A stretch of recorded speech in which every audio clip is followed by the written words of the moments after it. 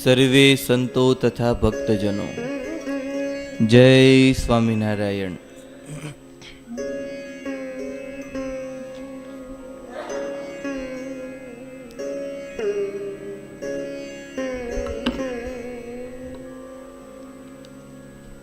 ભગવાનના ચરિત્રો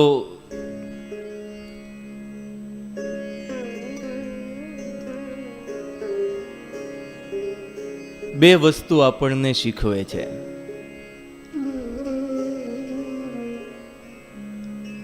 બે વસ્તુ આપણને આપે છે. પહેલું તો કે આપણા મનને એ ભગવાનના સ્વરૂપમાં જોડી રાખે, અને બીજું એ મહારાજના ચરિત્રની સાથે જે ભક્તો જોડાયેલા હોય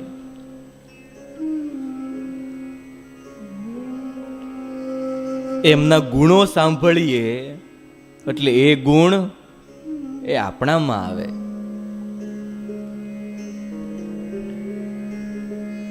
કોઈ નિષ્ઠાનું ચરિત્ર હોય તો મહારાજની તો સ્મૃતિ થાય, પણ સાથે સાથે એ ભગતને કેવી નિષ્ઠા હતી, કેવા પરિબળો હતા, કેવા સંજોગો હતા, તેમ છતાંય એ મહારાજ પ્રત્યેની એમની નિષ્ઠા ડગી નહીં. એમાંથી આપણને એ પ્રેરણા મળતી રહે. ત્યારે મહારાજના ચરિત્રો, ભક્તોના ચરિત્રો આ બે વસ્તુ આપણને આપે, જેથી કરીને એ પ્રસંગ સાંભળીને એ આપણામાં પણ એ કદાચ એવા પરિબળ સંજોગો ઊભા થાય તો આ પ્રસંગ યાદ કરી અને આપણે પણ એ નિષ્ઠા જાળવી શકીએ. મૂળી પાસેનું એક રણિયામણું નાનકડું ગામ,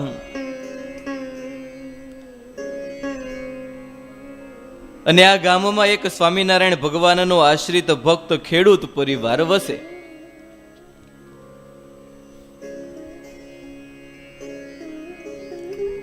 અને એમાંય મૂળીમાં એ બ્રહ્માનંદ સ્વામીએ એ મહારાજનું એ ગગનચુંબી મંદિર જ્યારથી બનાવ્યું, રાધારમણ દેવ અને મહારાજની દિવ્ય મૂર્તિઓની સ્થાપના થઈ, ત્યારથી આ ઝાલાવાડ પ્રદેશમાં સત્સંગ દિન પ્રતિદિન વૃદ્ધિને પામતો રહ્યો. અવારનવાર સંતો કથા વાર્તાનું પોષણ આપે, વળી ગામો ગામ વિચરણ કરવા માટે જાય.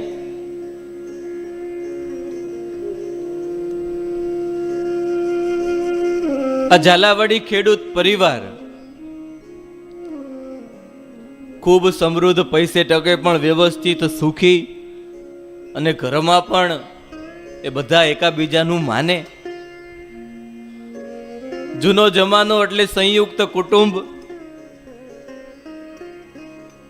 એ આજે બે ભાઈ હોય તોય એ અલગ અલગ રહેતા હોય.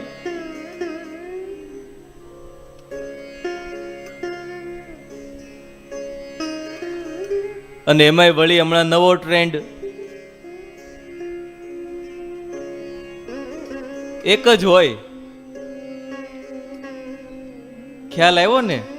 એક જ હોય.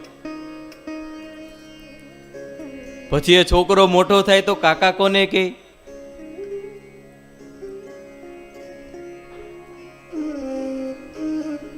હવે એના છોકરા થાય, એકનો એક હોય, એના છોકરા થાય, એ કાકા કોને કે, માસી કોને કે, બધું જ પૂરું. પણ સંયુક્ત કુટુંબો હોય, ત્રીજી પેઢી સુધીના સાથે રહેતા હોય તો મોટા તરફથી હૂફ મળે. વળી મોટા હોય તો એ નાનાને એ વ્યવસ્થિત રીતે રમાડે, નવી નવી વાર્તાઓ કે, આપણી સંસ્કૃતિ સચવાય. આ ઝાલાવાડ નો ખેડૂત પરિવાર, સંયુક્ત પરિવાર, ખૂબ મોટો પરિવાર, અને પરિવારને મનમાં સંકલ્પ થયો કે આપણે એ કમાણી તો ઘણી કરીએ છીએ,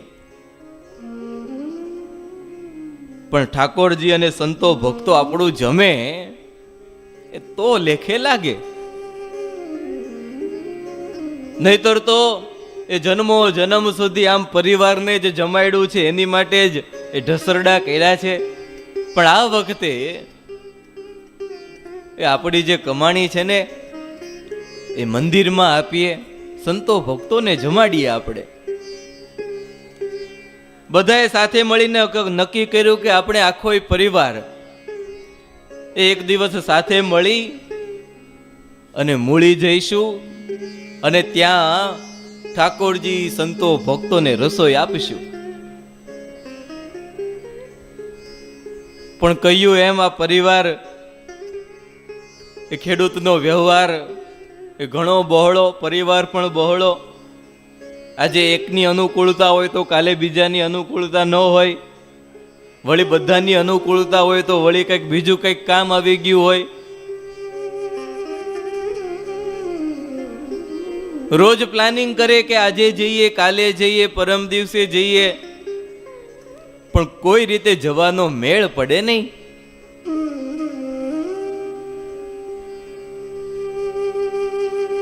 એમાં એક દિવસ વિચાર થયો કે આમને આમ દિવસો પસાર થઈ જાય ને મૂળી જવાતું નથી, ને જો જાજો સમય વયો જશે ને તો એ રસોઈનો સંકલ્પ પણ ટળી જશે. કહ્યું ને, ધર્મનું કાર્ય તત્કાળ કરવું. એ આપણને દાન દેવાનો વિચાર આવે, માળા કરી લેવાનો વિચાર આવે, ધ્યાન કરી લેવાનો વિચાર આવે, યાત્રાએ જવાનો, મંદિરે આવવાનો વિચાર આવે.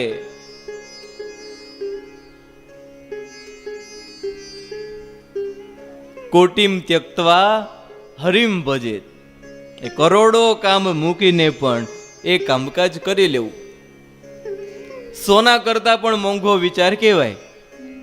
કારણ કે ત્યારે આપણી બુદ્ધિ સત્વગુણમાં હોય અને સત્વગુણમાં વળી આવા વિચારો આવે એટલે તરત જ એ કાર્યને એ પૂરું પાડી દેવું. ધર્મ સંબંધી કામ હો. ઓલા બધા કામકાજ તો કદાચ એ મૂડ ન હોય ને તોય થઈ જાય. ખ્યાલ આવે કે અહીંયા ફ્લેટ એમનેમ સસ્તા ભાવે મળે છે, જમીન સસ્તા ભાવે મળે છે, તો તરત એ હજારો કામ પડતા મૂકીને ત્યાં પેલા રોકાણ કરી દઈએ આપણે.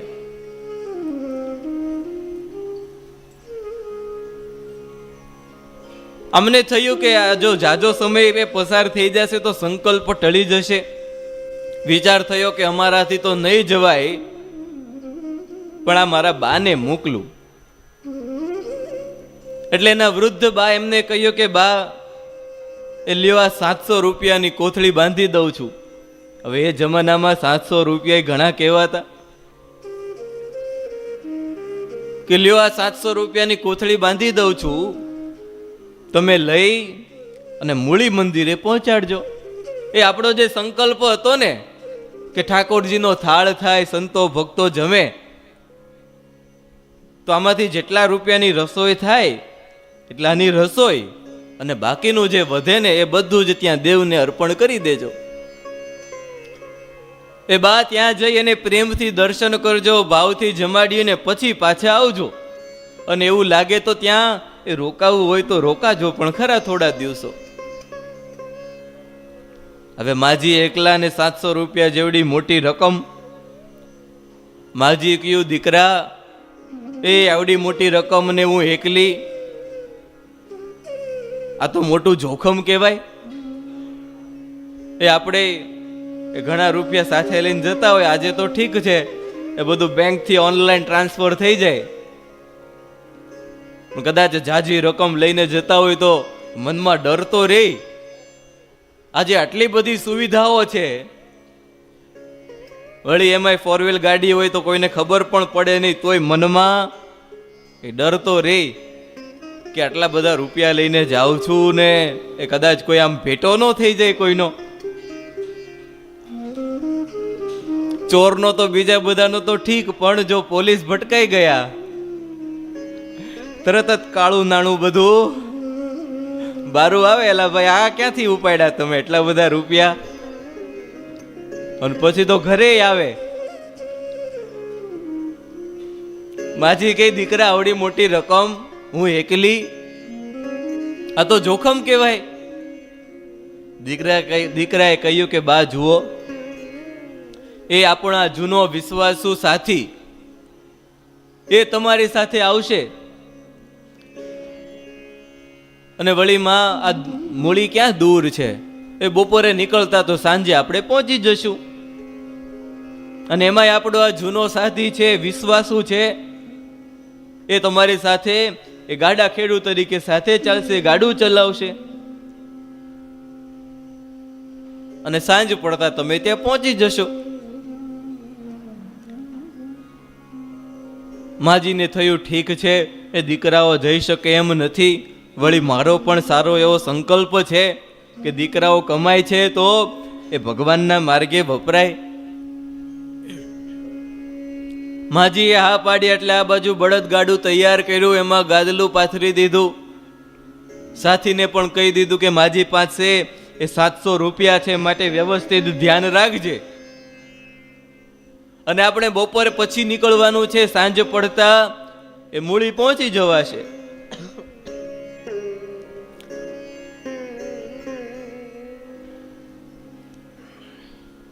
બપોર પછી એ માજીને બળદગાડામાં બેસાડ્યા. એ 700 રૂપિયાની કોથળી એ માજીની બાજુમાં મૂકી ઢાંકી દીધી. પેલો સાથી હતો, એમને પણ ખ્યાલ હતો કે 700 રૂપિયા છે, વળી માજી એ એકલા છે. જતા જતા એ પેલા ખેડૂતે પણ વ્યવસ્થિત કીધું કે જો એ સાથે કાંઈ એ માલ સામાન કે શસ્ત્ર એવું કંઈક સાથે રાખજે, એ જેથી કરીને કદાચ કોઈ સામા આવે તો એને એ ઘા કરી શકાય, મારી શકાય, રક્ષણ કરી શકાય. સાથીએ કહ્યું કે માજીનો તો વ્યવસ્થિત ખ્યાલ રાખીશ, એ 700 રૂપિયાની કોથળીને કોઈ અડશે પણ નહીં. એ સાથી ધોસરી પર બેઠો અને ગાડું ધીમે ધીમે ચાલતું થયું. માજી તો માળા લઈ અને મહારાજનું સ્મરણ કરે, એને હમણાં મૂળી પહોંચી જશું, એ ઠાકોરજીના થાળ થશે, સંતો જમશે, એ બધા હરિભક્તો જમશે, અને મારા મનનો સંકલ્પ હતો એ પૂરો થશે.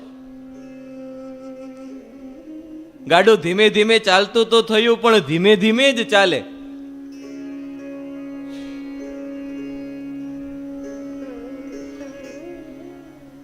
ઉતાવળથી આ ગાડા ખેડૂ ગાડું ચલાવે નહીં, એટલે માજીએ કહ્યું કે ભાઈ એ આ ગાડું જરાક એ ઉતાવળું હાંક, એ અમે બાય માણસ છીએ, આ સાવ વન વગડો, એ સાથે રોકડ રકમ પણ છે, એ કદાચ આપણે સાંજ પહેલા પણ પહોંચી જઈએ તોય સારું. ત્યાં મહારાજની મૂર્તિના સંતો ભક્તોના દર્શન થવાય. સાથી કે હા માજી હું હાંકું છું, પણ સાથી જાણી જોઈ અને એ ગાડું ધીમું ચલાવે. માજી કહે એટલે વળી એ થોડી વાર જરાક ઉતાવળ કરે, પણ વળી પાછું ગાડું એ ધીરું પાડી દે. મૂળ વાત એ હતી કે પૈસા એ જોઈને, રોકડ રકમ 700 રૂપિયા જોઈને એ મનમાં પાપ બેસી ગયેલ. તુલસીદાસજી મહારાજ લખે ને, તાત તીન અતિ પ્રબલ માના, કામ ક્રોધ અરુ લોભ હી જાના.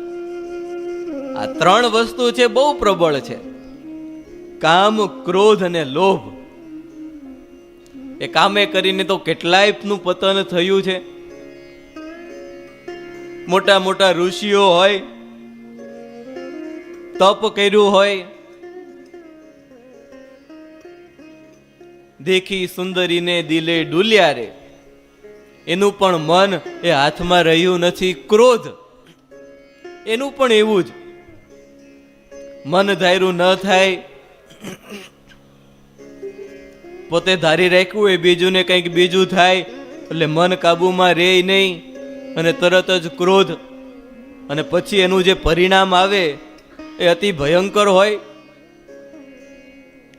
અને ત્રીજું તુલસીદાસજી મહારાજ લખે કે લોભ.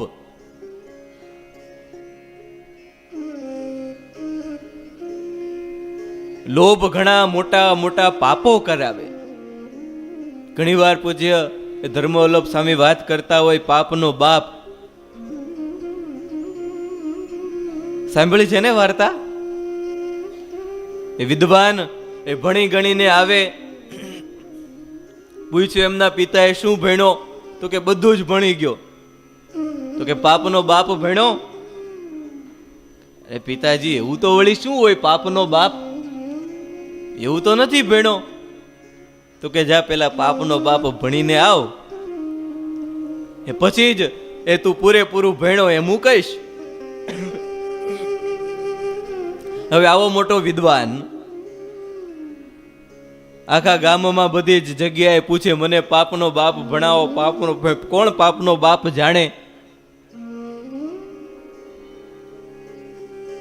એમ કરતા કરતા ખૂબ ચાલીને થાયકો. એ બપોર થવા આવ્યો, માથે એ ધોમ ધોખતો તાપ. એ ગામને છેલ્લે એ કોઈ ગણિકાનું કે કોઈનું ઘર, ત્યાં જઈ અને આ બિચાકડો એ વિદ્વાન ઊભો રહ્યો અને કહ્યું કે એ મારે પાપનો બાપ ભણવું છે. આ કે હું ભણાવું પાપનો બાપ, પણ એક શરત. શું? એ હું રસોઈ બનાવું ને તમે જમો? કે ના હો ભાઈ, એ તો મેળ પડે નહીં. અમે કોઈના હાથનું જમીએ નહીં. અમે જાતે રસોઈ બનાવીએ, સ્વયં પાકી છીએ, માટે એ વાત નહીં બને. આ કે તમને 100 રૂપિયા આપું. મનમાં થયું કે 100 રૂપિયા, અને એમાંય વળી પાછું આ ધોમ ધોખતો તાપ છે. 100 રૂપિયા મળે છે, આજુબાજુ કોઈને ખ્યાલય નથી. એ મારે રસોઈ બનાવવા એ લાગી પડું, એની કરતા ભલે ને એ રસોઈ બનાવે, એ અમે જમી લઈશું. રસોઈ તૈયાર થઈ, થાળ પીરસાણો. જ્યાં જમવા જાય એટલે તરત જ એ પેલી બાઈ સામે આવી કે ઉભા રહ્યો, એ તમે અને અમારી ઘરે પધાર્યા આવા મોટા વિદ્વાન, એ મને જમાડવાનો મોકો ક્યાંથી મળે? એક કામ કરો, એ હું કોળિયો લઈ અને તમને. આ વિદ્વાન તો ઊભા થઈ ગયા કે ના ના ઓ ભાઈ, એ રહેવા દ્યો. આ તમે ભોજન બનાવી દીધું ત્યાં સુધી બસ છે. હવે કોળિયો તો તમને ન જ મૂકવા દઈએ. 500 રૂપિયા કાઢ્યા કે લ્યો આ 500 રૂપિયા, ખાલી એક કોળિયો. જૂનો જમાનો, 500 રૂપિયા મળે. આજુબાજુ જોયું કે કોઈ છે નહીં, અને વળી એક કોળિયામાં 500 રૂપિયા મળતા હોય, એ કઈ થોડું મુકાય? થયું કે હા, લાવો 500 રૂપિયા અને કોળિયો મોઢામાં મૂકવા દઉં. કે આંખો બંધ કરો તમે. આંખો બંધ કરી અને કોળિયાની જગ્યાએ સીધી એક ગાલ ઉપર આવવા દીધી. પેલો તો જાગી ગયો. અરે આ શું? તો કે આ પાપનો બાપ. એક લોભને કારણે, પૈસાને કારણે તમે તમારો એ ધર્મ છે, એ માનવતા છે, એ મૂકી દો છો.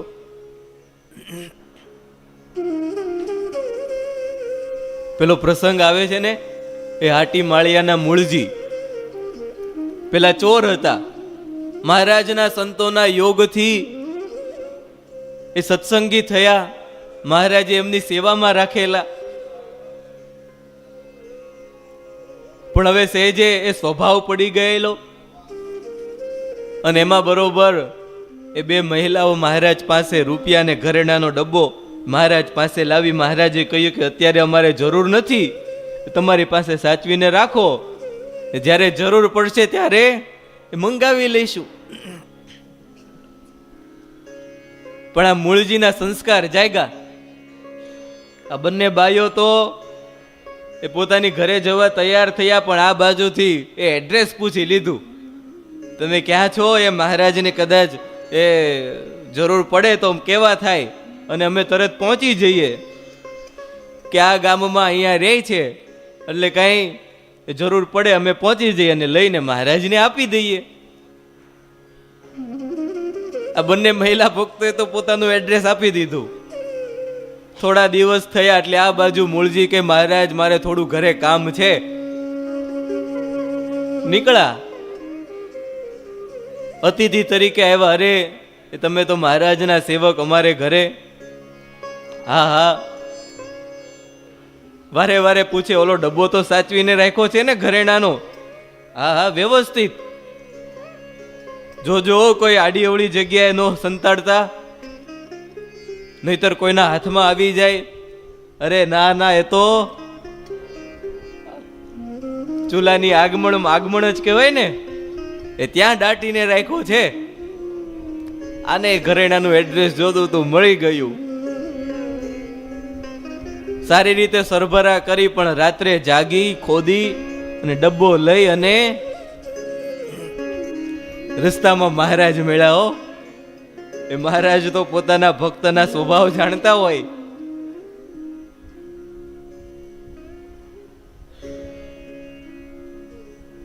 એ નંદ રાજા ને લોભને કારણે કેટલું નાણું ભેગું કરેલું, અંતે 1 રૂપિયામાં ઊંટ વેચવા મૂકેલું કે કદાચ ક્યાંય નાણું છુપાયેલું હોય તો મળી જાય. નાના છોકરાએ વેન કર્યું મળદાના, એ મોઢામાંથી રૂપિયો કાઢી અને લીધું. આ નંદ રાજાએ એ બધા મળદા ખોદાવી નાખ્યા. લોભ એ સારાનું મન બગાડી દે. અને એમાં આ સાથી હતો એનું મન બગડ્યું. માજી તો સાવ નિર્દોષ, અને વળી આવા એ જૂના માણસો હોય એટલે એની પર શંકા પણ જાય નહીં. રોજનો વ્યવહાર થતો હોય. ગાડું ધીમે ધીમે ચાલતા અંધારું ઢળવા લાગ્યું. સૂરજ નારાયણ પણ પોતાની છેલ્લી કિરણો પૃથ્વી પર પ્રસરાવી ક્ષિતિજ બાજુ ડૂબી ગયા. સૂર્યનારાયણની છેલ્લી કિનારી પણ દેખાતી બંધ થઈ ગઈ. આછું અંધારું ફરી વળ્યું. ચારે બાજુ સુનકાર પથરાઈ ગયો છે. બરોબર આ સાથીએ એ મોકો જોઈ બળદગાડું એક બાજુ ઊભું રાખી દીધું. છલાંગ મારીને નીચે ઉતર્યો. આંખો ફફડવા લાગી. માજીને કહે, એ ડોશી. માજી એ તો ડઘાઈ ગયા કે કોઈ દિવસ આ મારો સાથી એ માજી કયા વિના બોલાવે નહીં, અને આજે વળી ડોશી કહે છે. સાથી કહે, ડોશી એ સમજીને આ 700 રૂપિયા દઈ દે. માજી કહે, અરે ભાઈ એ આમાં એ અમારું છે એ જ તારું છે, અને તારું છે એ જ અમારું છે. એ ભાઈ તું આજે એ આમ કેમ કરે છે? સાથી કહે, ડોશી એ આજે તો તારો એ છેલ્લો દિવસ છે. આ 700 રૂપિયાની કોથળી મને દઈ દે, અને તારે જેને સંભાળવા હોય ને એને સંભાળી લે. અને આજે તો હું તને તારા એ ભગવાન પાસે પહોંચાડી દેવાનો છું. માજી કહે હાથ જોડીને, હા તો ભાઈ એ તારે રૂપિયા જો જોતા હોય એ તો મને મારીને શું કામ નાખવી છે? એ તારે રૂપિયા જ જોઈએ છીએ ને, હું 700 ને બદલે તને 1000 રૂપિયા અપાવીશ. એ અમારે તો ગરીબાઈ નથી. એ હું કહીશ તો તને એ 700 ને બદલે ત્યાં 1000 રૂપિયા પણ આપશે. અને જો એ હું કોઈને પણ નહીં કહું કે આણે મારા પર આવું કર્યું હતું. બોલો સાથી કે અમે બૈરાની બધી વાતો જાણીએ છીએ. એ એના પેટમાં કોઈ દિવસ વાત રહે નહીં. ધર્મરાજાનો શ્રાપ છે કે સ્ત્રીના પેટમાં વાત રહે નહીં. માટે આજ નહીં તો કાલ, અને કાલ નહીં તો 2 વર્ષે એ તમે બોલો તો ખરા જ. અને તમે બોલો એટલે મારા તો રાય જેવા ટુકડા. માટે આજે તો ન રહેગા બાસ, ન રહેગી ન બજેગી બાંસુરી. આજે તું નહીં જ રહે, માટે લાવ રૂપિયા. માજી તો હાથ જોડીને કકળવા માંડ્યા કે ભાઈ એ રૂપિયાનો પ્રશ્ન નથી, એ મને મારી નાખો એનોય પ્રશ્ન નથી. પણ કેટલાય સમયથી મારા મનમાં મનસૂબો છે કે અમારે એ દેવને થાળ કરાવવો છે, ભગવાન સ્વામિનારાયણને જમાડવા છે. એ હું દર્શન કર્યા વગરની મરીશ અને મને જમાડવા, મને એને મહારાજને સંતો ભક્તોને જમાડ્યા વગરની મરીશ? એક કામ કર, એ તું મને વળતા મારી નાખજે, પણ અત્યારમાં મને જવા દે. એ આ અવતારે તો એ અમે ક્યાં ગંગા જવાના, એ ક્યાં કાશીએ જવાના, ક્યાં ગોદાવરીએ જવાના. એ અમારે તો એ જે તીર્થ ગણો, એ જે ગણો એ બધું જ એ સ્વામિનારાયણ ભગવાન છે. એ તું મારો એ અમારા આખા પરિવારનો મનસૂબો અધૂરો રાખી દઈશ. માજીએ ઘણી વિનંતી કરી, પણ આજે આ એ સાથી માણસાઈ ભૂલી ગયેલો. એ લોભ હતો, એ લોભ એના મન ઉપર હાવી થઈ ગયેલો. રૂપિયાની કોથળી એ માજી પાસેથી જૂટવી લઈ ગાડા નીચે ઉતરો. વળી સાથે રાખવાનું કીધેલું ને કે હથિયાર કોઈ સાથે રાખજો, એ કદાચ કોઈ સામે આવે તો. પણ આણે માળો એ ઊંધો જ ઉપયોગ કર્યો. એ હથિયાર છુપાવીને રાખેલું એ હથિયાર, એ તલવાર, એ બે પૈડાના ભંડકિયામાંથી બારી કાઢી. માજીને તો થયું કે આજે તો એ આ મને મૂકશે નહીં જીવતી. ડોશીમાં તો સમજી ગયા, આણે તો રૂપિયા તો આંચકી લીધા, હવે મને માર્યા વિના એ મૂકવાનો નથી. આંખમાંથી આંસુની ધાર અને મહારાજને સંભાળે. ભગવાનના ભક્તોને તો વસમી વેળાએ બીજું કોણ યાદ આવે? આંખો બંધ કરી અને મહારાજને સંભાળવા લાગ્યા. હિપકા ભરે, પોકાર કરે કે હે મહારાજ, હે સ્વામિનારાયણ ભગવાન, એ તારા ધામમાં લઈ જાજે. એ હવે તો અહીંયા બીજું કોણ બચાવવા આવે? એ રક્ષા કરજે મહારાજ. ડોશીમાનો કંઠ ભરાઈ ગયો. માજી આંખો મીચી ગયા, રડતા અવાજે ભજન શરૂ કરી દીધું કે હમણાં પેલું આવશે અને મારું એ માથું કાપી નાખશે. અને આ સાથીએ પણ એ મ્યાનમાંથી તલવાર ખેંચી અને કાઢીને જ્યાં ઊંચી કરીને મારવા જાય, તે થયું એવું કે એ તલવારની મૂઠ હાથમાં રહી ગઈ અને રિવેટમાંથી તલવાર એ છૂટી પડી ગઈ. છૂટી પડીને પાસે જ એ સામે 5-6 ફૂટ એ મોટી થોરની એ જાડી વાડ અને એના થડમાં જઈ અને એ ઉપરની તલવાર હતી એ પડી. પથ્થર ઉપર પડી, ખણણણ અવાજ આવ્યો અને બરોબર ત્યાં વાડમાં જ એક મોટો કાળોતરો સાપ એ ગૂંચળું વાળીને બેઠેલો. અને સાપને તો ભાઈ જરા કઈ અવાજ થાય તરત જ એ ફૂફાડો માળીને જાગી જાય. અને એમાંય વળી એ ઇન્ડિયન બ્લેક કોબરા, ઝેરીમાં ઝેરી સર્પ. બરોબર તલવાર એ આ સાપની બાજુમાં પડી. તલવાર પડી એટલે તરત જ પેલો કાળોતરો સાપ જાગી ગયો. 9 હાથ લાંબો સાપ 3 વળ લઈ અને બેઠો થયો. અને બરોબર આને તો કઈ ખ્યાલ નહીં. અને જ્યાં આ સાથી એ દોડીને તલવાર લેવા ઉપડ્યો, મનમાં થયું કે ડોશી ભાગે એ પેલા એ તલવાર લઈ અને ફરી ઘા કરી દઉં. જ્યાં એણે હાથ નાખ્યો તરત જ એ કાળોતરાએ હાથમાં એ ડંખ દીધો. અને એવો જોરદાર ડંખ દીધો કે ડંખ દેતાની ભેગું જ એનું તાળવું ફાટી ગયું અને ત્યાં ને ત્યાં આ સાથી હેઠો પડી ગયો. ડોશીમાને તો એમ કે હમણાં એ એક વાર કરશે ને હમણાં માથું ઉડાડી દેશે ને મહારાજના ધામમાં. આંખો બંધ છે, મનમાં ભજન શરૂ છે. અને ત્યાં પાછળથી કોઈનો એ માથા ઉપર એ ડોશીમાને હાથ ફેર્યો. માં, એ આંખ ખોલો. અને જ્યાં આંખ ખોલે ત્યાં તો 3 છોગલા વાળા એ સહજાનંદ સ્વામીના દર્શન થયા. અરે મહારાજ, તમે આ બોલો ક્યાં ગયો? મહારાજ કે માજી, એ તો એના એ મોતે ગયો, એ જો સામે પડ્યો. અરે મહારાજ, તમે આ ટાણે અહીંયા? મહારાજ કે હા માજી, આલ્યો રૂપિયા મૂકો બાજુમાં અને લાવો રાસ મારી પાસે.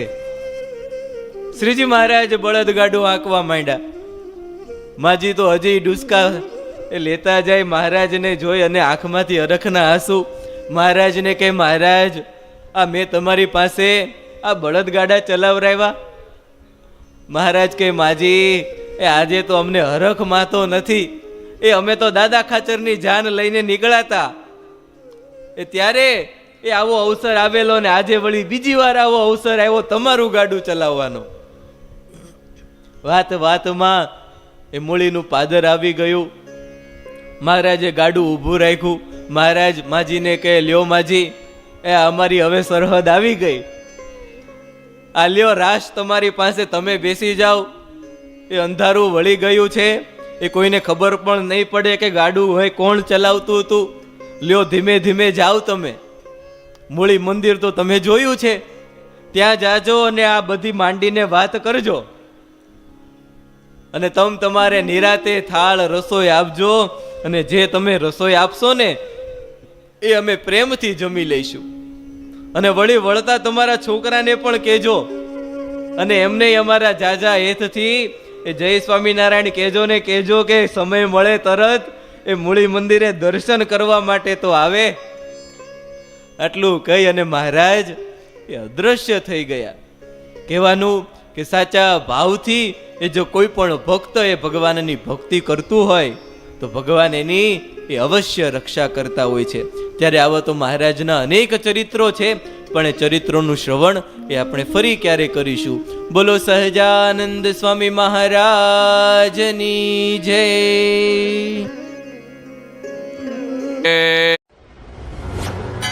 જય સ્વામિનારાયણ.